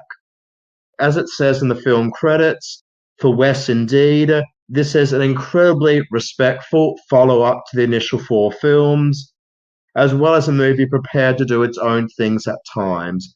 Most notably, the first, second, and fourth films all involve the killers trying to throw the sense off themselves and blame others, whereas in Scream 5, amusingly, the opposite happens. And like the other films, it was really fun to rewatch it and try and work out who committed which murder. And I was going to put it out there, I am planning to rewatch Scream 5 again in October this year, when I'll also be rewatching Scream 6, which, spoiler alert, will almost definitely be in my top films of 2023. I have to admit that I still haven't seen Scream 5 nor Scream 4. Maybe if you ever make us do a Scream podcast, I'll sit down and watch them all, because I like the first Scream. The second Scream was okay. I didn't care for the third one, and it's just not the franchise that I find that interesting, though your constant passion for these films do make me intrigued to see what I might have missed. That's good to hear, Chris, because I do think with your love for meta cinema and films that play around with what's real and what's not real, I do think the Scream sequels are films that maybe you'd appreciate more now than when they first came out. And Scream 4, you don't know what you're missing out on. For me, it's one of the very top films of the decade. Now, I admire Saul's enthusiasm for the Scream franchise, but the Scream films have kind of all blurred into one for me. I think I lost interest after Scream 3, and the latest Scream is a relatively effective thriller in parts, but not particularly memorable. I mean, perhaps those with an affinity for the series would beg to differ, but I think your enjoyment of the film will vary depending on how invested in the characters you are. And I think many references could well go over the heads of casual viewers. I just didn't think that it was anything special. But again, I think part of that could be because I don't have as much investment in the franchise as Saul does. That's a perfectly understandable response, Tom. I guess I'm in a different position to you. I've seen the original 4 films, I guess maybe 8 times now. And yeah, all 4 of the original films are very distinct entities for me. And I guess if you've only seen each of them once or twice, maybe they'll blur into one. But yeah, for me, they're very distinct. And coming into it as a fan of the quadrilogy, yeah, Scream 5 really passed the test for me, unexpectedly so, given that I wasn't a big fan of Ready or Not, the film that the directors did before that. In terms of investment of characters, what's really interesting for me is Scream 5 doesn't give much screen time to the legacy characters, as they're called. It's really about the new characters. And when I first saw the film in theaters, that was sort of my big disappointment with Scream 5, that we're not really getting a lot of the original characters. We're getting so much of the new characters. But by the time I went to rewatch it, I sort of already had myself prepared for that. And I got to really like the new characters. And getting into Scream 6, I like the new characters even more. So it's getting to the point where I'm watching all the Scream films once every 1 or 2 years, and I think part 5 and 6 will end up going along with that. But I do agree that it's going to be a hard sell for people who aren't fans of the original. I know that it's trying to follow the requel formula, even giving itself the title Scream rather than Scream 5, like so many requels have done, like Texas Chainsaw Massacre and so on, trying to give itself its own original title. It is probably a tough sell, but for a fan of the quadrilogy, for me, it was pretty much a dream come true to have such a respectful follow up. And what about you, Chris? What was your number 2 of the year? This is why it's too bad Mathieu is not here, because I believe this would have been on his top 5 or top 6. I would have gotten some support. Now I think I'm alone on this, but I will give my silver medal to Albert Serra's Pacifiction, which is a neon-clad, moody anti-thriller, trading more on suspicion and uncertainty rather than any kind of a steadfast plot, with a length fitting the decaying sense of grandeur it depicts. Benoit Magimel strikes an enigmatic and simultaneously off-putting and intriguing figure as the High Commissioner of an island in French Polynesia. He is the friend of all, high and low, spending his time whiting natives, striking deals, and looking after the uncertain interests of France, all while starting to suspect he might become sidelined by his own government, the Navy, or perhaps foreign forces.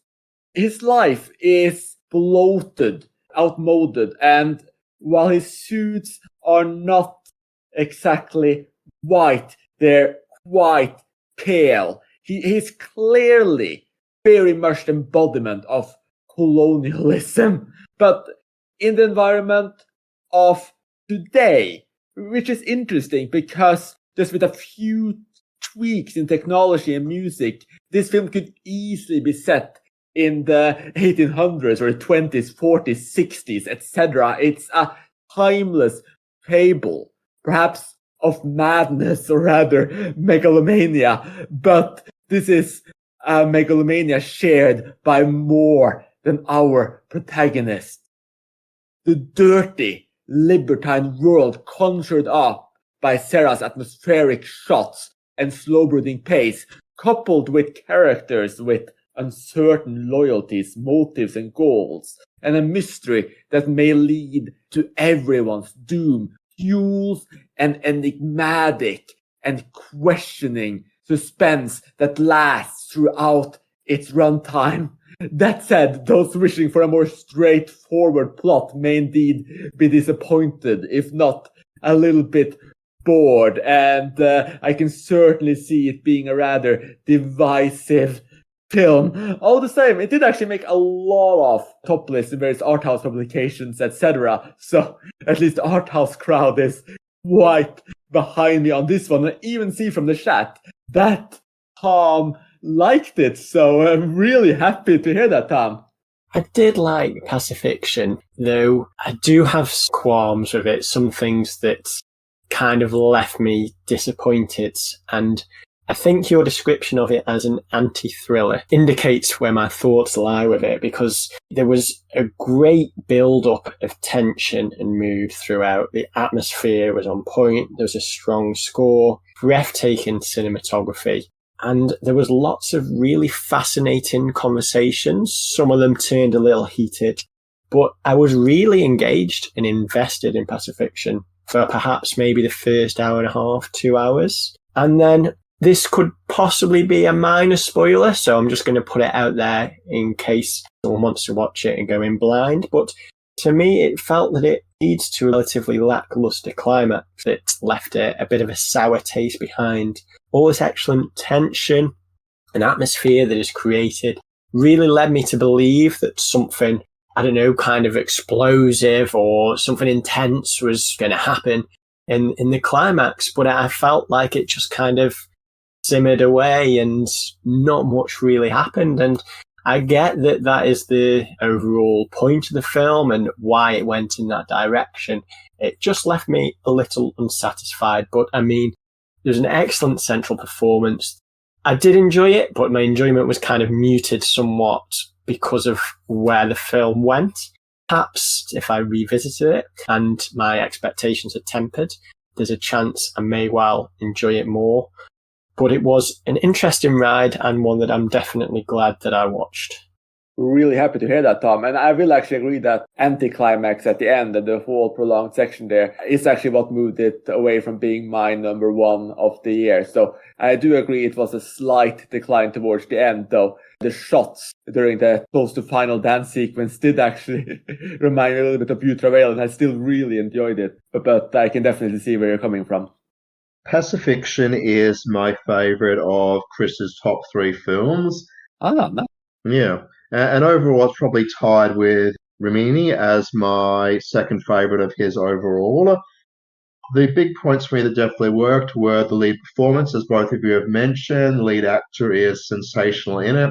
As Chris mentioned, his glowing white suits just look amazing, and they do speak of colonialism there, and especially the way going in his shiny white suits and dark glasses that he barely ever takes off, and against the natural beauty of French Polynesia. You got the questioning of, if you've got so much natural beauty there, why build a casino in there? So I thought all of that was quite interesting. I guess for me as a narrative, the thing was very lethargically paced. I don't know if it was meant to be a character study or not, but for me, I guess sort of like what Tom mentioned, when it got towards the final half hour or so, I was starting to drop off from it a little bit. But I really like the lead performance. The contrasts in there were great. The whole idea of, do you put the casino in here and there's so much beauty in there? Why would you do that? It was all quite interesting, but probably not enough for me in a film, which was around 3 hours long. And a bit of an irony of me saying that when Babylon's 3 hours long, and I absolutely loved every minute of that. But for whatever reason, Pacifiction didn't quite do it for me. Did think it was a good film, though, which is a bit more than what I can say about Chris's number one, but we'll get to that a little bit later.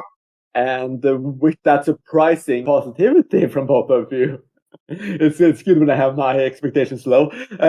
Let's just go to the very top of the podium. Our gold medals for 2022. And we can start with you, Tom. What was your favorite film 2022? It's kind of a bit different to the films that I've discussed so far, because looking over my notes, most of them are horror, dark films, pretty messed up. But here we've got a wonderful film from none other than Steven Spielberg, The Fabelmans. I think Spielberg has done it again with his touching and poignant drama that is wonderfully wrapped up in nostalgia. It's the heart-wrenching story of a loving mother and father who drift apart that is bolstered by enchanting sequences of their son and his emerging talent and ambition as a filmmaker, with many of the key moments lifted straight from Spielberg's past. Paul Dano and Michelle Williams are excellent here as Mr. and Mrs. Fabelman, accompanied by a surprisingly effective performance from Seth Rogen and talented young actors who play the Fabelmans' children across multiple years. Once again, Spielberg's sentimental approach takes main stage here, though for me it managed to hit all of the right notes with a multitude of moving scenes that could well reduce sensitive viewers to tears. There was one key scene where the young Sammy Fabelman shows a home video to his mother that left me fighting back the tears. Such is the power of Spielberg's fine-tuned storytelling. Even when he resorts to cliched stories involving young loves and bullies at high school, he manages to delight, balancing his playful side with the serious in a way that often leaves you blindsided.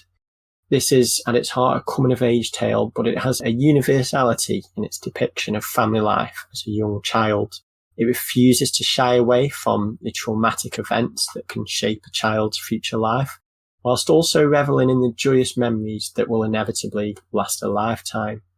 Now, the icing on the cake for me here is a wonderful finale that will undoubtedly leave cinephiles with a huge smile on the face.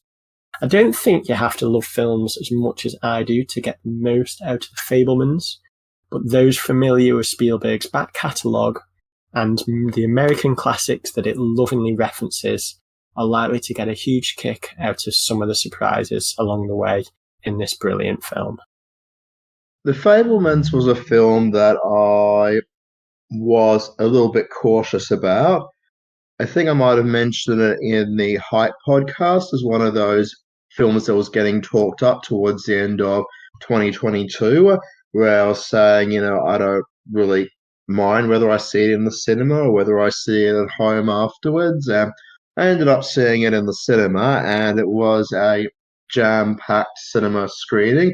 They actually managed to oversell the tickets, which was quite interesting.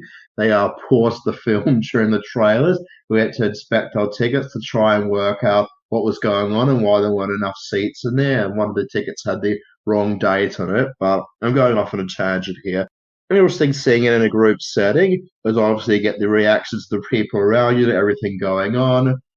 Probably the key thing for me, what I'd say would be a top 20 film of the year for me, rather than a top 5 of the year film for me, is the film has got 3 sections in there, and I found each section a little bit less magical than the first. I mean, the first section of the film is absolutely magical. You have him as a preteen kid going to see the greatest show on earth for the first time and absolutely falling in love with it, and feeling that he's wanting to recreate this special effects driven scene with the train crash and everything. That part of the film for me was absolutely magical. The second part of it, where you see him as a teenager creating his own films, was slightly less magical, but I really also liked the insight that we got into the amateur filmmaking process, the way he's directing all the actors, and sort of has got this actor there who's so invested in the role that he's going off and doing all this other stuff once the take's actually finished.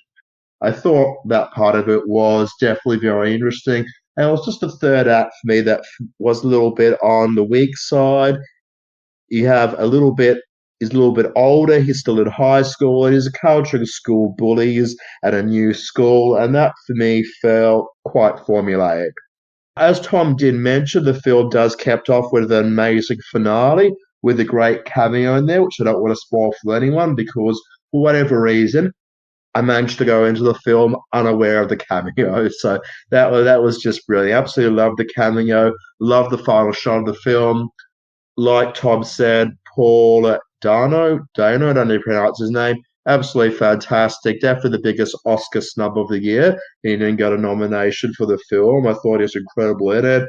And yeah, I would highly recommend the film overall. It's definitely one of Spielberg's best films by money. It's just probably not quite as magical at the start of the film as it was for me by the end of the film. That was actually my exact experience too, that the film did feel less magical as it progressed, except for that ending, which is amazing. I mean, that is the best scene in the entire film. And yes, that that cameo, absolutely wonderful. I also agree that Paul Dano was fantastic in it. I actually thought it was better than Hirsch, who got their Academy Award nominations.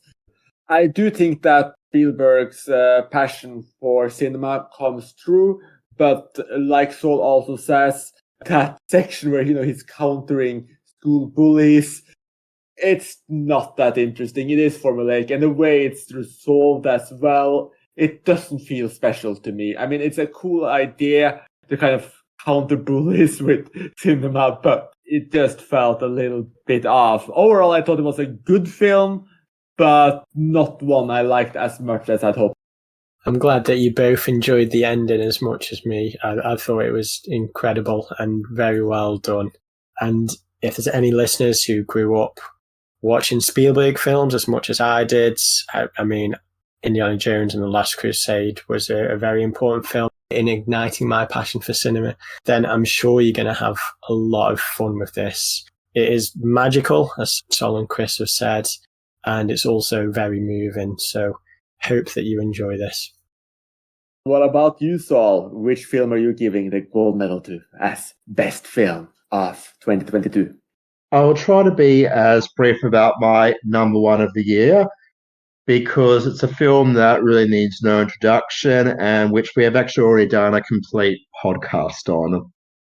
What I will say, though, is that at this point last year, my opinion of the film was amazing and an all-time favourite, but incredibly overrated. My opinion has since changed. After 3 viewings, I think I can safely say that I love the film even more. I think the sound and sight voters who placed it on their all-time top 10 were onto something. And as it stands, I think the film is actually slightly underrated. The movie that I'm, of course, talking about is Everything, Everywhere, All at Once, the greatest film ever made about how confusing doing your taxes can be, while also an amazing look at family. And like I said, I'll make it brief because we've already discussed this one in the past. Maybe though we'll go to Tom first because he actually wasn't with us on the podcast when we're all raving about how great the film was and how overrated it might be, even if it was great. Yeah, I missed out on that podcast episode, and I confess that I haven't actually listened to it yet, so I need to remedy that to find out a bit more about what everyone thought about it. And for me, this is a film where the hype train kind of did it an injustice. I mean, sure, it's a fun and entertaining film. Don't get me wrong, I did enjoy it, but I honestly struggle to understand the huge praise behind it. To me, it feels like a kind of comedy rehash of a popular sci-fi action film from nearly 25 years ago. And it does have a few new ideas, but its central themes have just been repackaged. I'm not sure whether I'll revisit it anytime soon, but I can't imagine all the humour stands up on repeat viewings. I'm sure Sol will disagree, but maybe in 10 years or so, I'll revisit it and reappraise it, but it didn't quite live up to the hype. That's exactly what Saul said in the podcast when he was more lukewarm on it, and then with repeat viewings it just kept climbing up to the point that it's now his favorite. So maybe you will change your mind as well. Like you, Tom, I'm not sure if the humor itself will stand up to me on a rewatch, but it could. I thought it was a great film. It's really creative. The comedy is a little bit juvenile at parts, especially with some of the dildo jokes, but it was a really crazy ride, a very inventive film, and it deserves a lot of the accolades it got. Yeah, look, I do sympathise with what Chris says about the humour being juvenile, and I do wish that some was a little bit less juvenile. You know, the dildo nunchucks and sticking things up people's rear ends. And overall, the humour did work for me. I've seen the film 3 times. I almost watched it a 4th time before the podcast, but I thought, well, no, it's actually fresh enough in my memory that I don't need to for any points that come up. But I do intend to actually watch it another time this year. The film's actually already in my top 50 of all time, so it's just a question of whether it's going to continue to go up from there. And I did actually make the exact same comparison that Tom did in the podcast about saying it's basically The Matrix as a comedy remake, but there's so much more to it, and all the emotions there are so real. The last time I was watching it, I had tears running down my face, and even, I hate watching trailers, but sometimes you have to. I've been going to the cinema lately. There's been trailers for Joyride, the latest comedy with Stephanie Sue in there.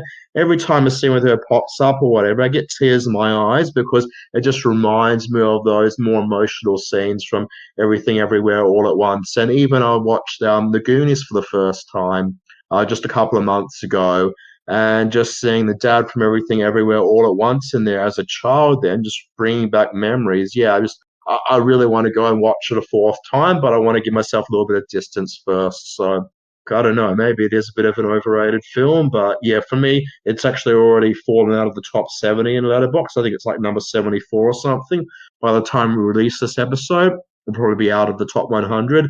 So I guess I go to the point of view where it's interesting. I was thinking it was overrated. I'm now wondering, even 7 Oscars later, whether it is slightly underrated. But enough rambling on about the films. I have got a whole podcast on that. What about you, Chris? What is your divisive number one of the year? The divisive, or shall we say, one against all. Again, it would have been nice to have Mathieu here, who's slightly more aligned with my arthouse preferences. He is sorely missed. But yeah, my number one of the year is Unru/Unrest by Cyril Chaplin.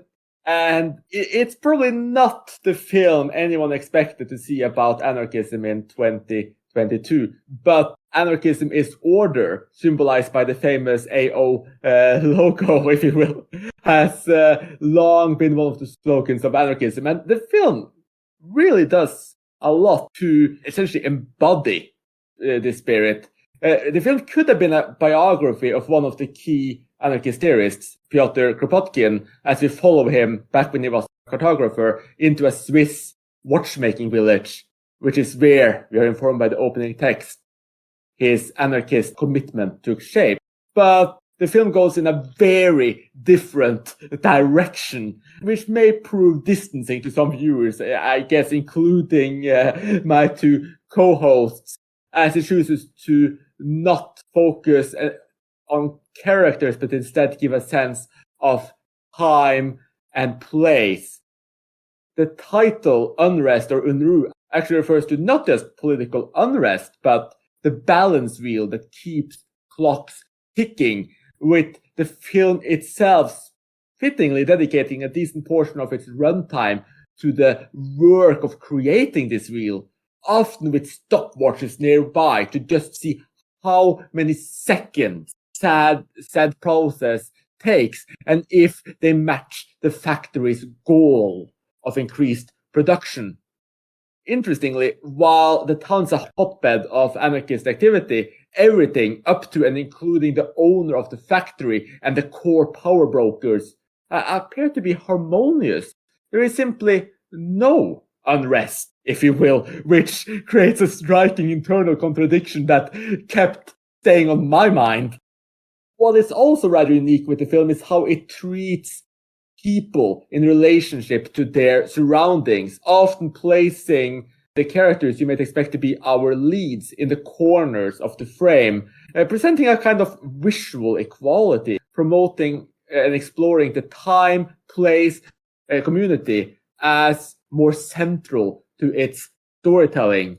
In close-ups, characters speak almost as if speaking directly to us viewers, while the broader compositions feel more lyrical, almost like serene paintings. To the listeners who might think that my description of Unru presents something that's just poetical, philosophical, and a bit dull, what Chaplin actually manages to do with beyond this serenity beauty is to just be incredibly funny, at least to me. Everyone is just so polite. No one wants to break the serenity. Even the policemen, as they stop people from voting in the election, smile and wish the people they brush away a good day. And the people they stop from voting wish them a good day back. Everything is so formal. Everyone is obsessed with time and decorum to the point that it surpasses the absurd. The power of the factory owner is supreme and merciless, but it is done with a smile, and everyone is expected to act accordingly. I would also be tempted to say that Chaplin's purpose in all of this harmony is to actually showcase unrest in a way that it has not been before, and putting it in a context that audiences can understand. While harmonious, we still see power and power imbalances based on ownership, as well as the plight of the workers, and the fact that there is no unrest might make us all think, why is that the case, especially given its title? In my mind, this film establishes Chaplin as an author to watch, and I did actually seek out his debut feature, Those Who Are Fine, from 2017, which is done in a similar, though rougher, style. So I just cannot wait to see how he develops this style in the future. He will definitely be on my short list of directors to keep an eye on. And enough of my praises. Let's end this podcast on a more negative note. I did find quite a few things to praise in Unrest. I thought it was a beautiful historic film, and it really transports you back to the era and showcases the intricacies of working in a watchmaking factory. And whilst this is mostly fascinating, the main storyline lacks any real urgency or excitement. Perhaps this is due to, as you mentioned, there's not really any characters that you can latch onto. I suppose the strength, the unique setting, wasn't enough to carry the film alone for me. It was a nice effort, and it's certainly worthwhile seeking out, though it also feels like a bit of a missed opportunity for me. I think Tom has summed up the film nicely there, although he seems to have liked it a bit more than me. I do agree with him that the film felt like it lacked urgency and it lacked excitement. And for me, it was one of those films where the characters spend half the time standing around and chatting. Now, Chris did mention how the characters are sort of positioned in the corner of the frame, and I agree with that. The framing is generally quite interesting because you have all these long shots that position the characters in the bottom third of the frame, so sort of like the top third, 2/3 of it is background. But this wasn't really a consistent approach. So you've got all of these more conventional cutaways and medium shots and close-ups in between all this strange framing. So for me, I probably would have liked the film more if it was actually more committed to the idea of we're going to create this film, we're going to use the bottom third and keep in mind all the thirds, use the entire bottom third. That, for me, would have been more interesting, sort of like Rimini, because that was a film that was mostly in long shot or medium shot. So if it was more committed to that, I think I would have been able to get on board with what it was doing. But for me, those strange and unusual shots were only happening every so often throughout. And a lot of it for me was just characters standing around talking. And like Chris mentioned, because there isn't much character development in there, there's only so much I could get out of it. It is quite interesting that Chris mentioned the film as being quite funny, because I can just imagine the reaction if he recommended this to somebody as a film that's going to make you burst out laughing. I mean, obviously he didn't intend it that way, and I can sort of see what he's getting with some of the over politeness. But for me, I was pretty much stunned emoji throughout. It really didn't connect with me at all. It's actually a film which I think the word that came to mind when I first watched it was difficult. I've described it as quite a difficult movie. I mean, obviously, if you're part of the art house crowd, you're looking for films that are not about entertainment and not about necessarily telling a story. There's quite a bit going on there. But I think for the average film punter, because this was put out as a potential film for our film festival on the forum, I think could be an incredibly difficult film to get through. So I don't know if that's quite negativity, but of all the films that Chris has talked about on the podcast, other than maybe A Human Position, but that was in his runner-up list, this would definitely be my least favourite of his recommendations, unfortunately.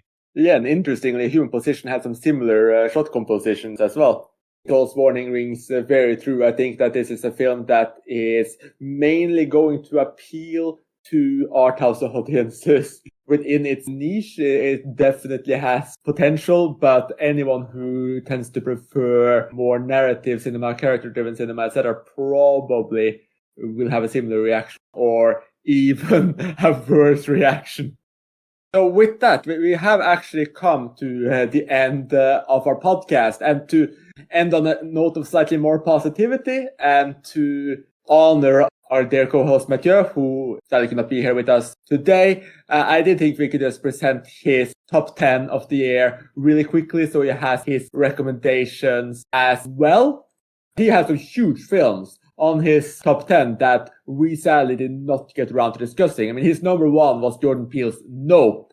And then he continued with The Banshees of Inisherin. I mean, those two films were huge in 2022. And sadly, because of his absence, we could not sink our teeth into them. Then he has French drama Passengers of the Night, which reminded me a little bit of Romer. Then he has Saint Omer, which I loved as well, followed by Everything Everywhere All at Once. The Beasts, which of course was on Tom's list.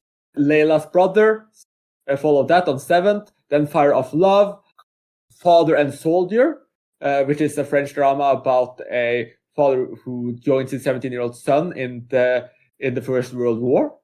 And final film on his top 10 was my number 2, Pacifiction. So that's where I could have got my support for that film, though at least that ended up being a bit more positive than I expected.